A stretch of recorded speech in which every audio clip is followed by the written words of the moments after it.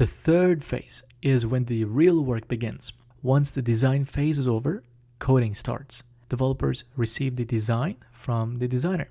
If the company is using Figma, then the designer provides the Figma file to the developers. Then they'll start writing the code to build the software. The tasks are divided into different units or modules. Then they are assigned to the various developers in the team.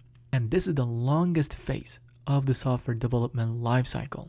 Also, developers have to follow certain predefined coding guidelines. Well, who defined these coding guidelines? Remember, we also have a system architect who designs the architecture of this product. So this guy or gal defines what coding guidelines the development team needs to follow. So we're going to follow those guidelines.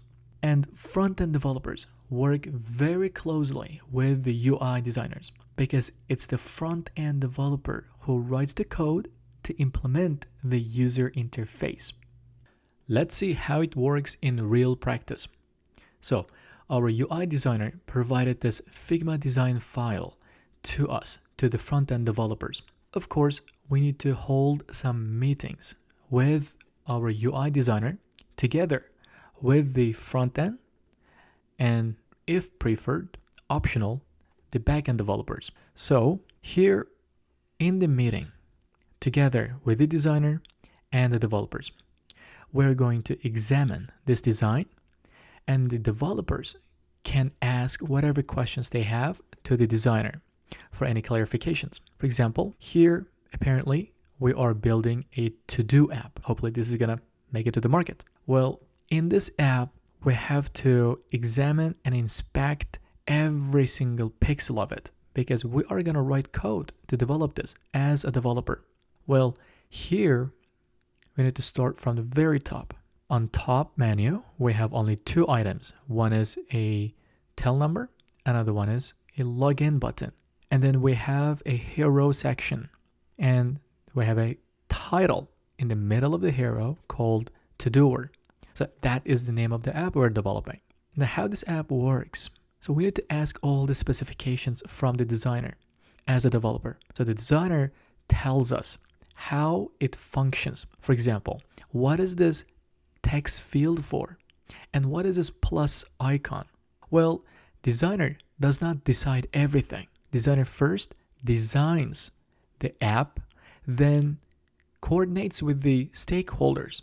Stakeholders means the people who invested in this project. So if they like it, the look and feel of it, and also the proposed features, then designer finalizes that particular design and then brings that to us, to the development team, then asks us to develop it. Here we have a plus icon, and then we have some items.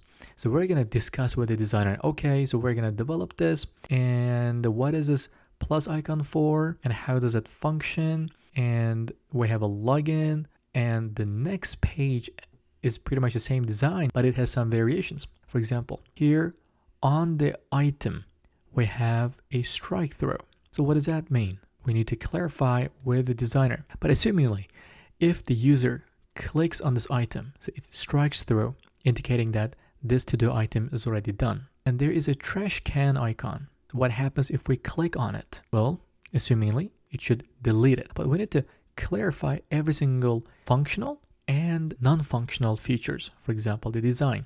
And also log out. So we can log out too. Well, you need to scroll down and also notice that we have one text in the footer at the bottom of the page. Another thing we need to clarify with the designer is that these two pages are only for mobile layout. What about the tablet and what about the desktop layout? So how is this going to look like if a user goes to this site or opens this app on the computer? Well, we don't have that design. Is this going to be only a mobile app? Or if it is a web app, is it only supposed to be used on your phone using the Safari browser? A lot of questions. So we need to hold some meetings. We will talk about what kind of meetings they would be with our designer and also other people in our upcoming lessons.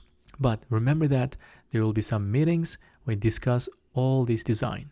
All right, then the next thing, once the design is finalized and once all the questions are clarified throughout these meetings, coders, programmers, or you can call them developers, start writing the code, implementing the actual design.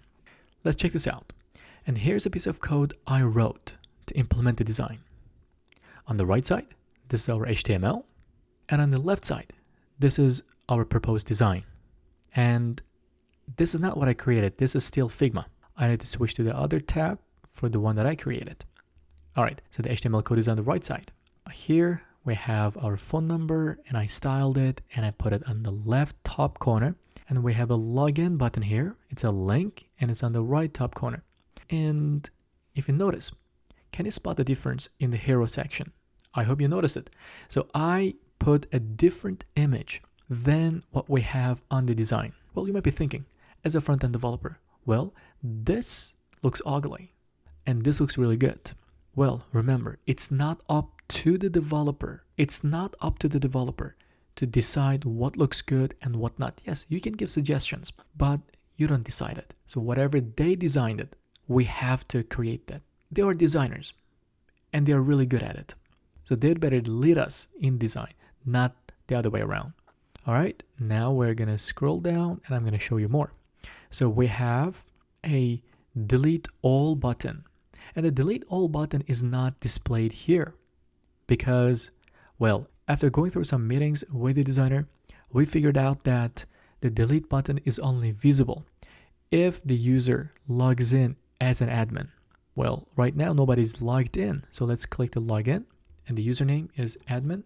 Password would be admin123. Then we click the OK. Then here we go. We logged in. And we need to compare. This delete button looks really weird on our side. But is it the same on the design? So we need to switch to the Figma file. And we need to look on the right. And it's not defined in the Figma. We got to figure out all these nuances. It happens.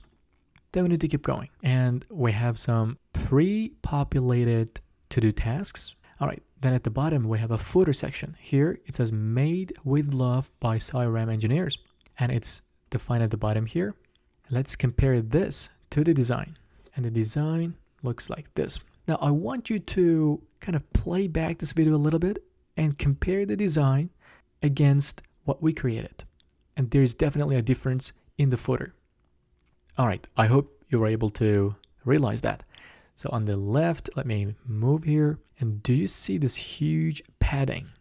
All right, in the design file, we don't have that much space between the actual footer text and the bottom of the page. But in the design, we don't have that much space. In our code, we put a lot of space. So as a front-end developer, we need to compare what we created against what we have on the design. It must be exactly the same. All right. And of course, the UI designer provides us with all these icons and also all the color palettes. Well, that's it. In reality, this is how coding and UX design works. Okay, now we need to go through some of the roles and titles that you need to know from this coding phase. First one, software developer or a software engineer. People use these two terms interchangeably and they mean the same thing. So when we say software developer, it's somebody who develops a software or somebody who engineers the software. And software developers are separated into two different aspects. One is front-end developer and another one is back-end developer. Well, as the name suggests, front-end developers work on the UI of the software. Back-end developers work on the back-end of the product. For example, the database and many other behind-the-scene things that the users do not see. Now we need to make it very clear. Front-end developers create the UI and the design, the UI design is created, prepared, and provided by the UI designer to the front-end developers. So the front-end developers, just like how I did it, refers to this design to create the UI along with its functional features. And the back-end developers at the same time communicate with the front-end developers to set up their back-end services, the database or their API services. And the number 4th term that I would like you to know is source code. Source code simply means the code of the software. So whatever code we wrote to create the software is called the source code. All right, that's it for this phase. I hope you enjoyed the entire demo, and now you know what the coding phase is and how it works and what are the different types of developers involved in this process. All right, let's move on to the next phase.